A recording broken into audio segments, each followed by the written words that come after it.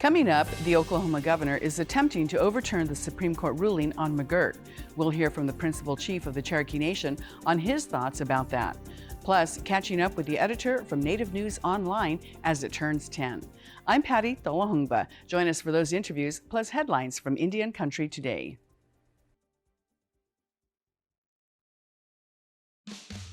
The Walter Cronkite School of Journalism and Mass Communication at Arizona State University is honored to be a supporter of Indian Country Today. ASU offers the only online undergraduate digital media literacy degree, teaching students how to recognize and combat inaccuracies on all platforms. They are using cutting-edge tools and tactics to separate fact from fiction in a digital world overloaded with misinformation. Learn more at cronkite.asu.edu.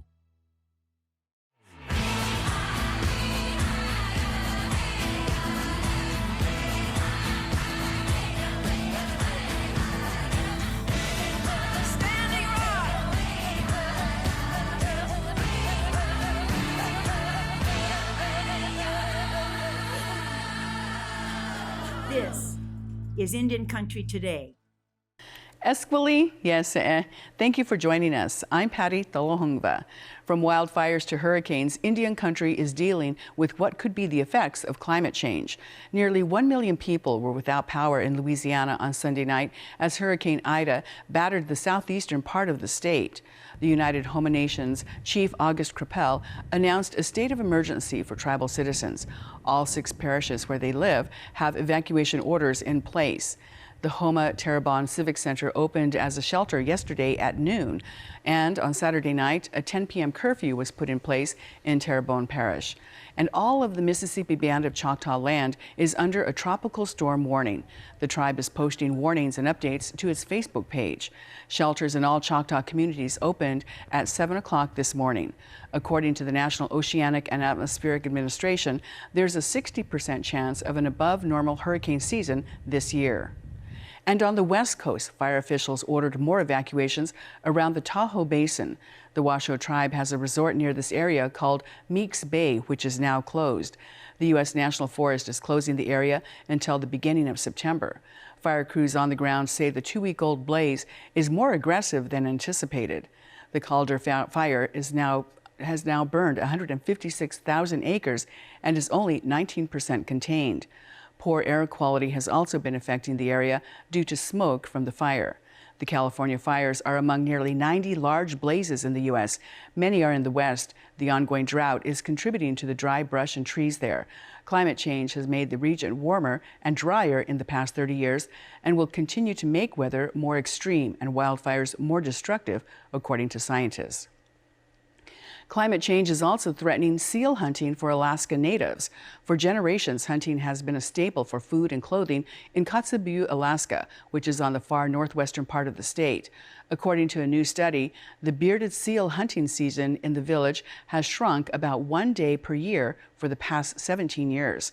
The study combines Inupiaq hunters' knowledge of the ice conditions needed for hunting with data from satellite images.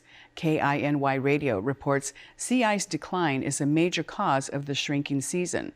John Goodwin is an Inupiaq hunter from the village and says adding his knowledge to the study hopefully helps others understand the crisis.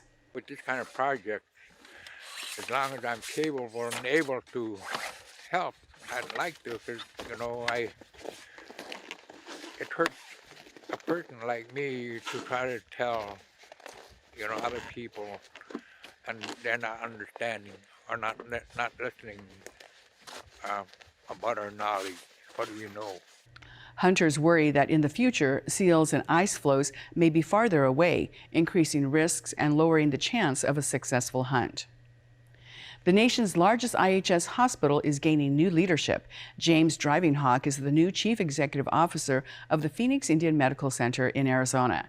He's a citizen of the Rosebud Sioux tribe and brings 23 years of experience to the job. The new CEO is responsible for all operations for the medical center. And I feel I have a great deal to offer. I know PIMC has a great staff there that's working extremely hard to address their challenges that they have, and I'm looking forward to working with them.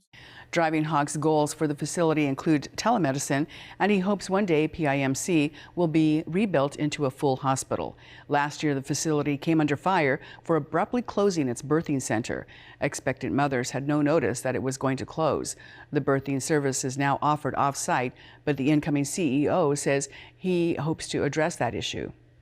I think bringing those services back on site, having babies born in that facility again, is something that we need to see. I know our community would appreciate that, but we're going to do it the right way, and we're going to do it the safe way, and making sure the facility will support that, the staff will support that, and we're providing a quality, safe care to those patients when we expand that. So, Driving Hawk will begin his new job in late September. Interior Secretary Deb Haaland is married. Haaland wed her longtime partner, Skip Sayer, in New Mexico this past weekend. Her sister made her wedding dress. According to abq.news, the ceremony featured traditional buffalo dancers. Her new husband is the head of sales and marketing at Laguna Pueblo Development, the tribe's economic development arm. All of the guests were required to be vaccinated and wear face coverings. No word on where the couple will honeymoon. And those are the headlines from Indian Country Today. I'm Patty Thalohungva. The Oklahoma governor is trying to overturn the McGirt case. 10 years ago, Levi Rickert founded Native News Online.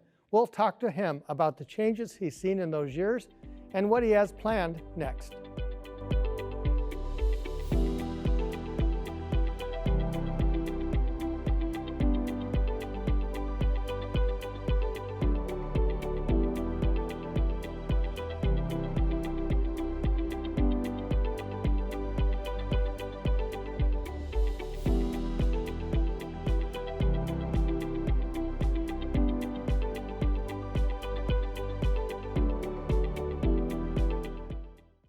The McGirt case was decided by the Supreme Court in July of 2020. It allowed for tribal citizens to only be prosecuted by tribal courts. Now Oklahoma Governor Kevin Stitt is trying to overturn that decision, and the Cherokee Nation has filed some 1,500 cases in the Cherokee Nation District Court to ensure public safety for all citizens in Oklahoma. Today we have Principal Chief Chuck Hoskin Jr. and Sarah Hill, Attorney General of the Cherokee Nation. Welcome, Chief Hoskin and General Hill. Good to be with you. Pleasure. So let's start with the big picture. This is pretty extraordinary for the state of Oklahoma and the governor. Why do you think this is the case? Start with Chief Hoskin. Well, I think it's a big deal to the governor because he lacks any depth of understanding of tribal sovereignty. Anyone that does would be celebrating this decision, whether you're native or not, because it means that the government of the United States has to keep a promise to a tribe and to a number of tribes, to 5 tribes. That ought to be something in 2021 that we celebrate. It does create some changes in criminal jurisdiction. That much is absolutely true. They're only unmanageable if we don't work together. And Governor Stitt has set down a course where he doesn't want to work with the tribes. We're working every day, though, to implement McGirt, to meet our obligations under McGirt, and really build the best criminal justice system in the country. That's what we're trying to do at the Cherokee Nation. It'd be good if the governor would join us in that effort. And General Hill. Yeah, I think, in my role every day, we're working on implementing McGirt, and that means, the Cherokee Nation accepted a lot of obligations when it signed the treaties between the United States and the Cherokee Nation, and we've been ready, able and willing to implement our obligations under those treaties for a long time. And we are glad to be able to get to work and begin prosecuting crime on our reservation. So, we are, not that we aren't busy, not that it isn't challenging at times, but we are eager for an opportunity to display to the world what we think the Cherokee Nation can do, what tribal justice could look like, and how that could be beneficial for all Oklahomans. That's our focus every day. One of the things that I hear from law enforcement people really quite often is that when there's a process in place and both sides work together, it's really better for everybody. That's already happening on the ground, is it not? The general can speak probably in a more detailed fashion than I can, but I can tell you this: we've got 70 cross-deputization agreements with jurisdictions across our reservations. And cross-deputization agreements are not new to the Cherokee Nation. Most of those I mentioned, most of the 70, the lion's share actually, were in place long before Anyone ever heard of McGirt? That's because we've recognized for a long time that it's in our best interest, and the state has as well, to work together. So on the front lines, when an arrest is being made, if it's a local police officer under cross deputization, they're really wearing the Cherokee Nation Marshal badge, and vice versa. And when we work together, when there's a clear process, there's no reason that law enforcement can't be administered smoothly on our reservation. In fact, it has been. And so we're committed to continue to work along those lines. And General Hill. I think that that's exactly right. I mean, we talk to, members of state law enforcement every single day. This morning, I had a phone call from a chief of police of a small town in the reservation and just had a few questions that he wanted to walk through. We've, sent out a law enforcement protocol to all of the different law enforcement agencies within the reservation so that they would have 24-hour contact information for the AG's office, my office, where the prosecution happens, for the Marshal Service, and for victim services. So there would never be a time when they would not have a number they could call and talk to a real human about the issues that might be arising, because we know that this is new for a lot of people. Tribal jurisdiction is not new, tribal law enforcement is not new, but there are a lot of people who this is their first experience with it. So, we've worked really hard to reach out, to talk to the district attorneys, the first assistants, law enforcement. I mean, there's no level of this where every day there's not communication between my office and the different offices of state law enforcement on the reservation. And those everyday conversations show an increasing amount of cooperation, increasing capacity on the ground. And that's why it's always disheartening when you see a news story which has this the tribes in the state can't work together narrative, because that's not my day-to-day experience. My day-to-day experience is the state and the tribes work together really well. One of the other disheartening stories is the idea of the Supreme Court being the final step, and to have that come back through the process has a cynical overtone. How do you respond to that? I was a little generous to the governor in my opening remarks and said that he merely didn't understand McGirt. The fact is, he's the most anti-tribal sovereignty governor we've had in Oklahoma in generations, and he's proving it by trying to go back to the Supreme Court to have what was a sound decision on whether the United States ought to be good to its word. He's trying to get that overturned. Look, if the governor of the state of Oklahoma took an ounce of the cooperative spirit that our Attorney General, Sarah Hill, has, or that I have, or that any of the 5 tribe leaders have, we'd be working every day constructively, working through the inevitable challenges that come up whenever you change jurisdictional procedures and processes. But because he is bent on destroying tribal sovereignty, and look, all you have to do is look at his record to see that, this is what we get. We get a governor who's painting a phony narrative that there's chaos in the state of Oklahoma. He's going to the Supreme Court to ask the United States to renege on its promise. Can you imagine that in 2021, governor of the state of Oklahoma asking the United States to go back on its word? My goodness, what century is this? But that's what we're dealing with in Oklahoma. The good news is that, what the Attorney General just said about local law enforcement, we have this cooperative relationship at the local level, at the county level, and among many state leaders. Governor Stitt is kind of once again on an island. He has an appointed attorney general that agrees with his agenda, but most state leaders believe that we can work through this. And the truth is we can work through this. I'm curious about what other processes might be involved other than the litigation. The attorney general crafted some wonderful municipal agreements that she may want to talk about, but it's a great example of how the day-to-day business of law enforcement that doesn't make a lot of headlines really gets done. And I wonder if the general could share a little bit of what we've done locally. Certainly. One of the things that was, sort of brought to us early in this was the municipalities. Much of the Cherokee Nation's reservation is rural. This is rural Oklahoma. And so some small towns may only have 1 or 2 or 3 law enforcement officers that are responsible for law enforcement in those small towns.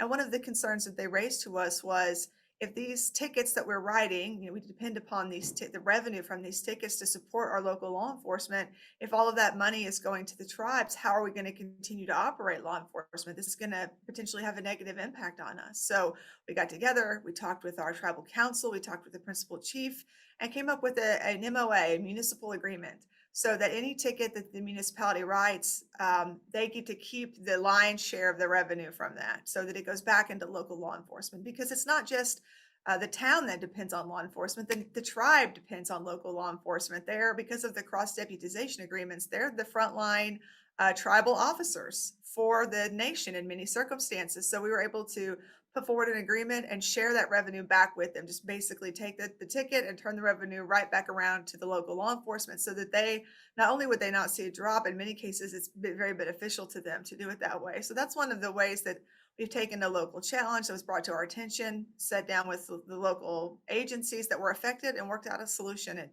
didn't take the governor to figure that out. We could do that just by sitting down and talking to the stakeholders. Chief Hoskin, this is such an extraordinary situation on so many levels, but one is that the governor is a tribal citizen. And I'm just wondering where the anti-tribal sovereignty bit comes from. You look at the data, you look at even, it's not partisan politics, because Republicans have a very long tradition, as you already see in Oklahoma. What drives the governor from your perception? You know, I wish I knew from the moment he took office, or really the moment I took office in August of 2019, he was already talking about blowing up the gaming compacts in Oklahoma, which was the most successful state tribal intergovernmental agreement in the history of the country, not just the history of the state of Oklahoma. He wanted to blow that up. McGirt happens. He wants to blow it up and ask the United States to go back on its word. I don't know what drives him. That's an interesting question that I may never fully understand. I do know, though, that most state leaders on a bipartisan basis don't agree with it. They didn't agree with him when he tried to destroy the gaming compact. They don't agree with him and his effort to have the United States go back on its word and say the reservations are gone.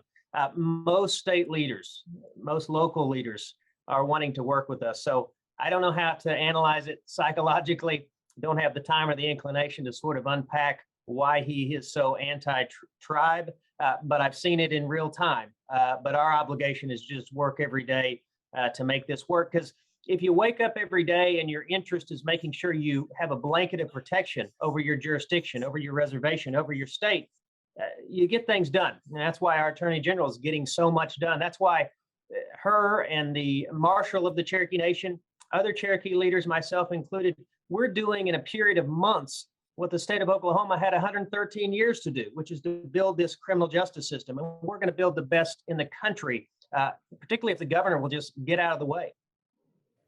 We only have about a minute left, but I want to start with General Hill and ask you both, what's the best outcome here? The best outcome is that the Supreme Court denies cert on Bossie. The governor embraces tribal sovereignty, and to the same extent as many of his district attorneys and his law enforcement agencies do. And we get right back to business, back to the problem solving, which is the part of this that I think everyone agrees that's where our energy should be spent.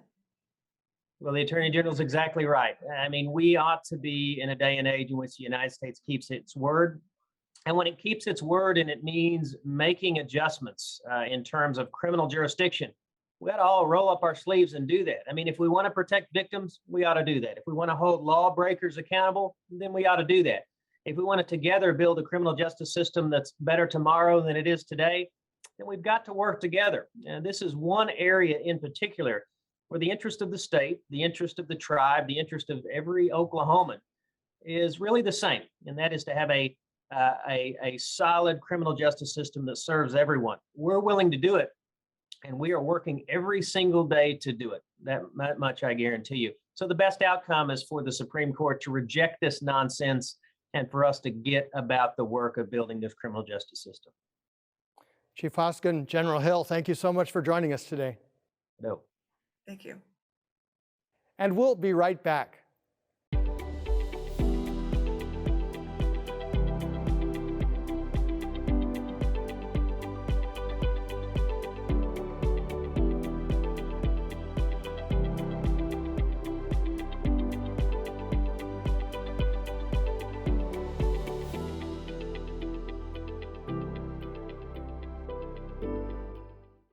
Native News Online was started a decade ago by Levi Rickert.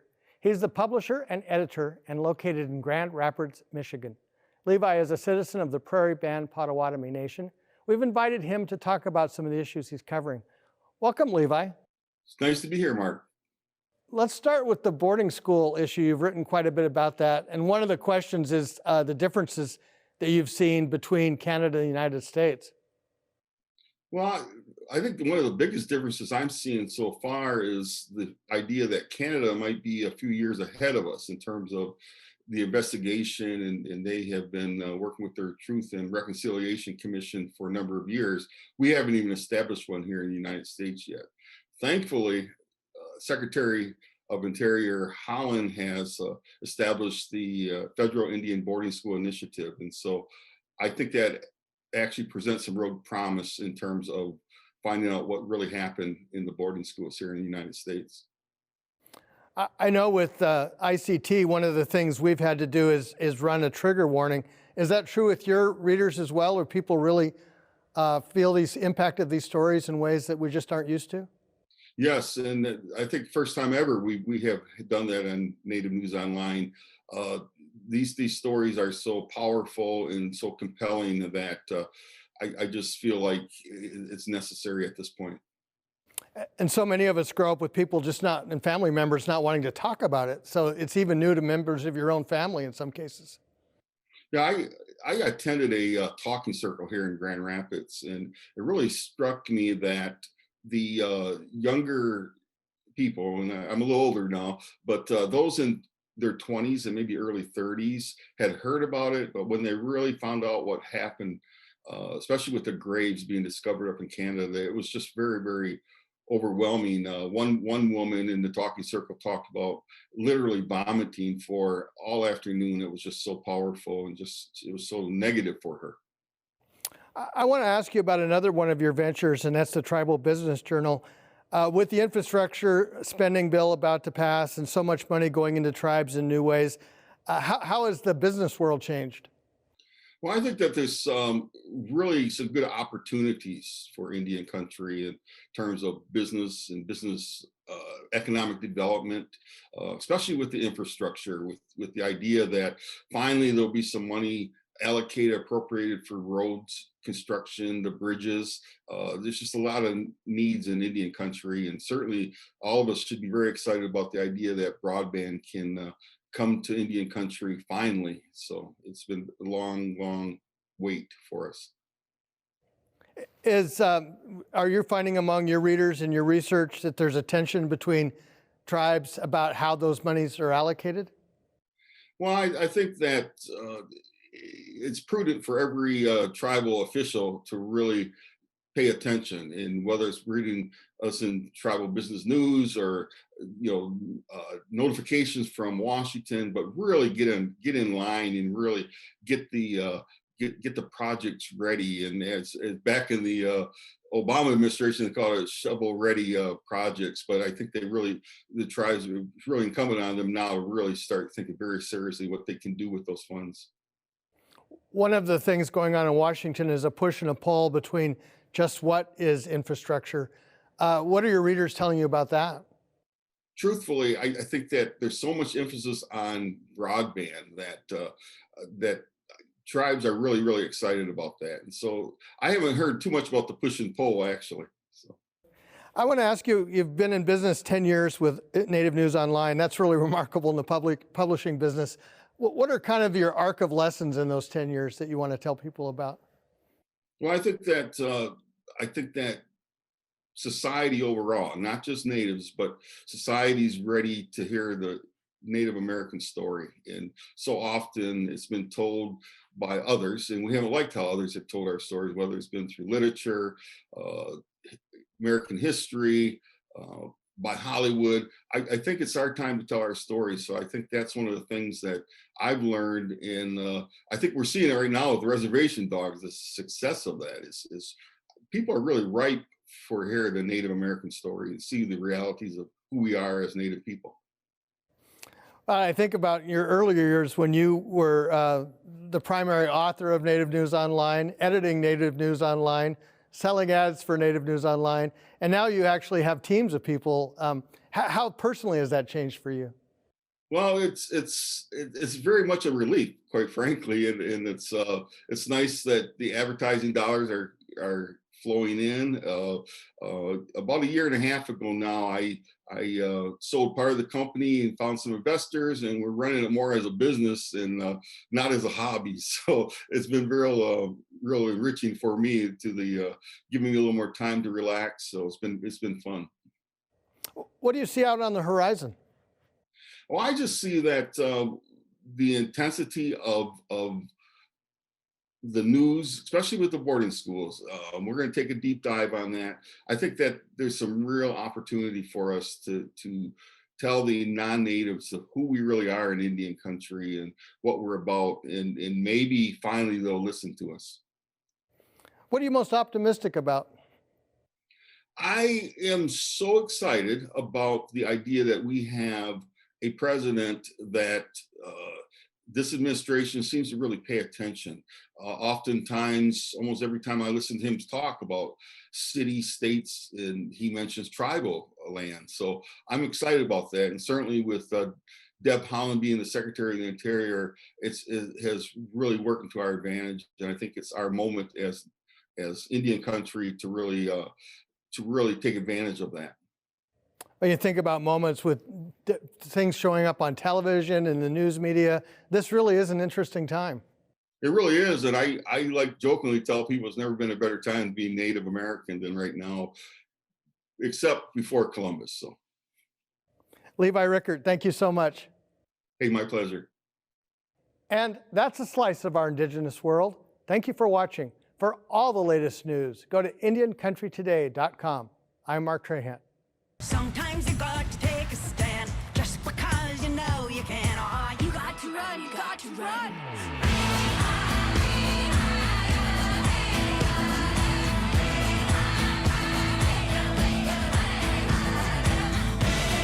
Standing rock.